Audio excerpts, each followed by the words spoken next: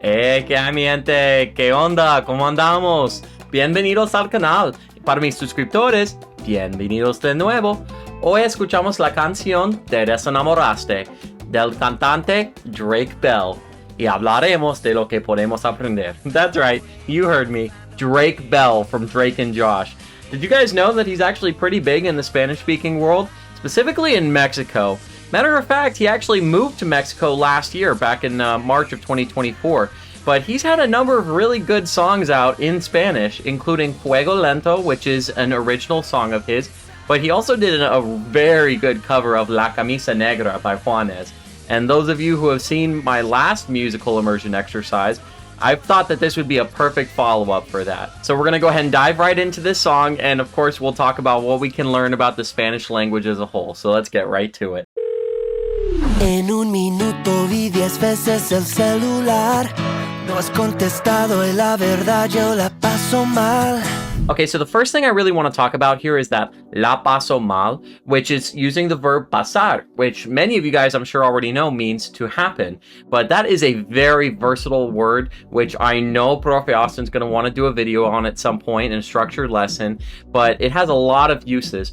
One of those uses is pasar, as in to pass. So if you want to say pass the salt, you could say pásame la sal. Another usage is to spend time. So when we talk about what we spend our time doing, we use the word pasar. So for example, we could say paso todo el día jugando videojuegos, which means I spend all day playing video games. Now, pasar can also be used to kind of describe how we're doing in a certain point in time, whether we're having a good time or we're having a bad time.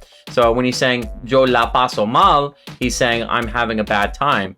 Now, that lo or la usage is really ambiguous in this case here. You'll hear Spanish speakers from different regions saying que la pases bien, which means have a good time. Or they could say que lo pases bien. It's really used for the same thing, and it's really just up to regional usage more than anything. But you can use that verb for a lot of things. So you could say que pases un buen día, or if you want to talk in the formal, like maybe you're at work, you could say que pase un buen día, or you could say que pase un buen fin de semana, to have a good weekend. Okay, let's move on. Sobrepensando que en dónde has estado, que si no soy yo hay alguien más a tu lado. ¿Será que yo soy el intenso y no existe nada de eso? Es el pasado que no deja avanzar. Tal vez te desenamoraste. Okay, so now we've got the big line, the name of the song, Te Desenamoraste. So the line is Tal Vez te desenamoraste. So there's a couple things that are pretty interesting with this. First off, that word tal vez, or that phrase tal vez, it means maybe. And there's another word which is very similar to that, which is better translated to perhaps, which is quizás. Now, tal vez and quizás, they're both really interesting in the sense that they can be used either with the indicative mood or the subjunctive mood. And the difference between the two really has more than anything to do with the speaker's mindset on their level of certainty with something. So when they say tal vez with the indicative, they're saying maybe, but they feel a little more confident that what they're saying is probably true, that it's probably the case. Now, when they say it with the subjunctive, that's going to indicate a much higher level of uncertainty. So when they're saying maybe, and they're saying maybe, but they're not really sure. It could be that it's not the case, or they doubt that it is the case.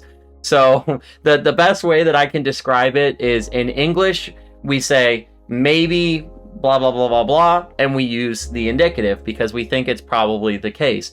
But if we say maybe with that long stretched out maybe, because we're not really sure, that's probably going to call for the subjunctive when we use it in Spanish. So just keep that in mind. Now, Te desenamoraste is another big thing here. Enamorar is a word meaning to fall in love, but depending on how it's used, whether it's used reflexively with reflexive pronouns, or if it's used with direct pronouns, it can have very different connotations to it. So enamorarse in the reflexive sense, when I say me enamoré, I'm saying I fell in love. So in the reflexive sense, it means to fall in love. And non in the reflexive sense, you can use it as to win somebody's love or to earn somebody's love or to make them fall in love with you.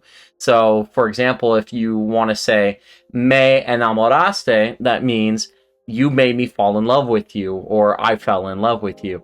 And of course, we've got des at the front of it here, which is the prefix basically meaning to undo. When he's saying te desenamoraste, whereas te enamoraste would mean you fell in love, well, des is undoing that. So you fell out of love, you're no longer in love.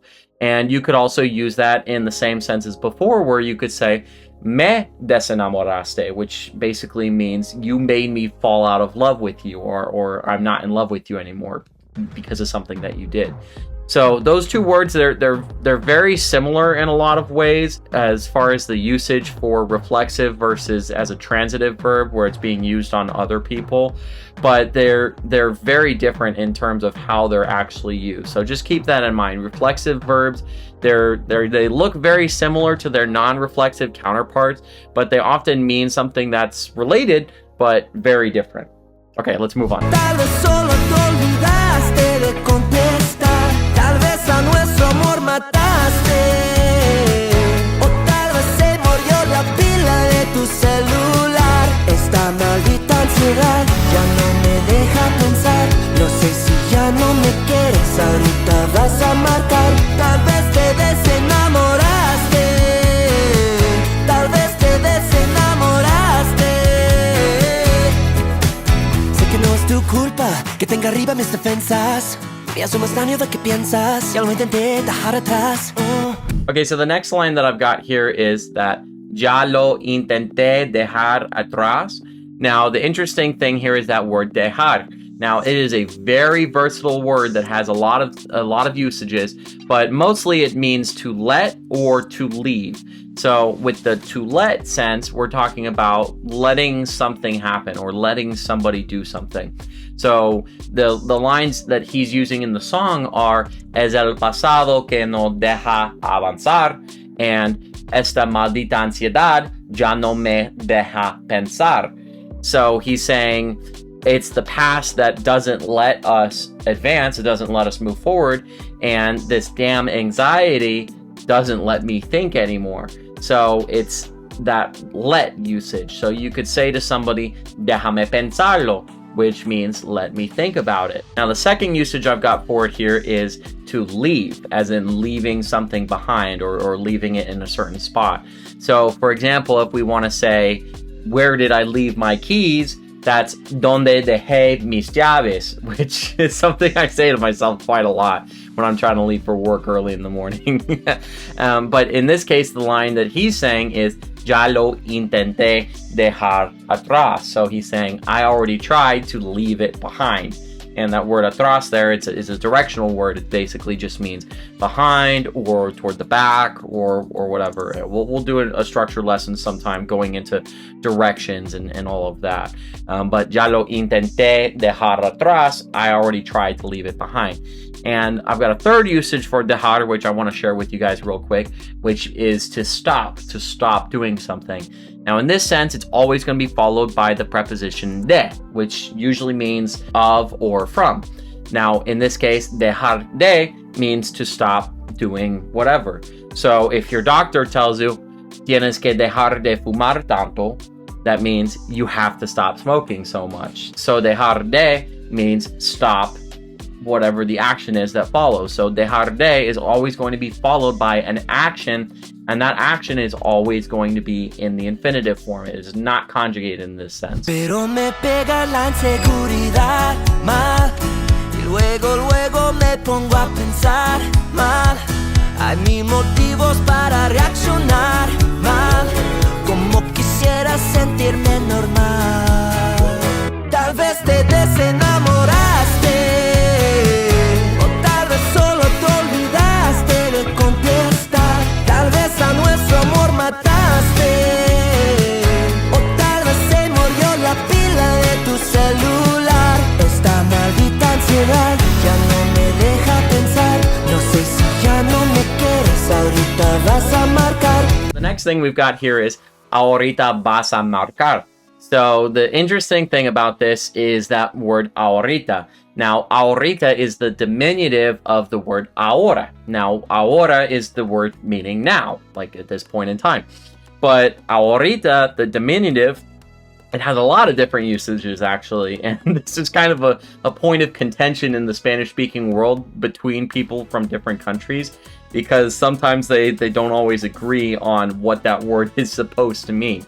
But in Mexico and regions around Mexico especially, ahorita is also used to mean like in a moment, so like in a little bit or soon. So it's also used to say just now, so like just the very recent past, you can say ahorita, something happened, ahorita. But in the present moment, right now, another word or phrase which means right now is ahora mismo. So mismo is the word which usually means same, but in this sense, ahora mismo means right now, like right in this present moment. And another way that we can say right now in this present moment is with the word ya. Now, ya is very similar in certain usages to the word ahora as far as it meaning now. It has lots of other ways that it can be used, which we're going to talk about in a structured lesson at some point. But that ya mismo means right now, or basically immediately, like go do it right now. It can be used a lot of times like when you're giving commands. Like if a mom says to her son, limpia tu cuarto ya mismo, clean your room right now. Tal vez te desenamoraste, tal vez te desenamoraste.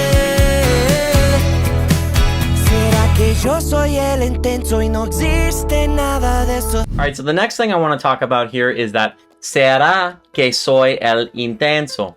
Now, a few things that I want to talk about here. So, será que means could it be that? Now, that's using the verb ser, which is to be, and it's using the future tense. And like I talked about in my future tense video in the conjugation series, that usage can be used for asking questions or making conjectures about things in the present moment. So when he's saying será que, literally it's translating to will it be that I'm the intense one, que soy el intenso. But what he's really asking is, could it be? He's asking more of a hypothetical, more of a conjecture kind of question. So, será que soy el intenso? Could it be that I'm the intense one? And that verb ser is oftentimes used with que in the present form to say es que. Now, es que is a very useful phrase that you're going to want to remember, and it has just a really good capacity to just explain things. So when somebody wants to know kind of like your thoughts on something or like your motivations for doing something, you could say es que, which just means it is that. So when you say it's just that, whatever is the case, when you're giving a reason for something, or when someone's kind of questioning you on something, you can say es que, or solo es que, it's just that. And the last thing I want to talk about in this line is where he says el intenso. Now, that's what my ear heard, is el intenso. Now that sound, it doesn't really exist in Spanish like that. The letter I always carries that E sound when it's not used with other vowels followed next to it. This is something that honestly I just want to talk about, just because it's something that for us as native English speakers, and for myself personally as a native English speaker, I still struggle with, and I expect I'll probably struggle with it for a while. It's just that your English speaking brain is still going to be the dominant brain. So even when you switch over to your Spanish speaking brain, a lot of times the pronunciation for certain things, especially when they're very similar words to words we already know in English, your English speaking brain can kind of like take control of the wheel, so to speak, and make you pronounce the word in a way that is not correct in traditional Spanish context. So really what he should have said would be, será que soy el intenso. Now that's not what it sounded like to me. Maybe that is what he was saying, but with the music going on, it is kind of hard to hear. But to me, it sounds like he said soy el intenso. So again, just give yourself some grace. We are learning a second language here, and it is going to be our non-dominant language. So our English brain is a lot of times going to override control and make you say words in a way that you know it isn't right, but kind of in the moment, your brain just immediately just defaults to that typical pronunciation that we've been used to our whole lives. So if you mess up, it's okay. Just note it and try to do a little bit better on the next time. That's really all we can do while we're learning, is just try to do a little better going forward after every mistake. All right, let's go ahead and wrap up. El pasado que no deja avanzar. Tal vez te desenamoraste, o tal vez solo te olvidaste de contestar. Tal vez a nuestro amor mataste, o tal vez se murió la pila de tu celular. Esta maldita ansiedad ya no me deja pensar. No sé si ya no me quieres, ahorita vas a marcar. Tal vez te desenamoraste, tal vez te desenamoraste. Estaba durmiendo, te extraño, bebé. Alright guys, well that's all the time I've got for you today. Muchísimas gracias por ver. Now don't forget, I need your help in deciding on content for future immersion exercises. Whatever it is out there in the Spanish-speaking world, there is always something to be learned, whether it's from a podcast, or a movie, or a TV show, or a book, or what have you. Doesn't matter. If it's fun, and if it's something that we can all learn from, share it with me, let me know what you got, and you will be rewarded for it. Thank you so much for joining me today. Hasta la próxima!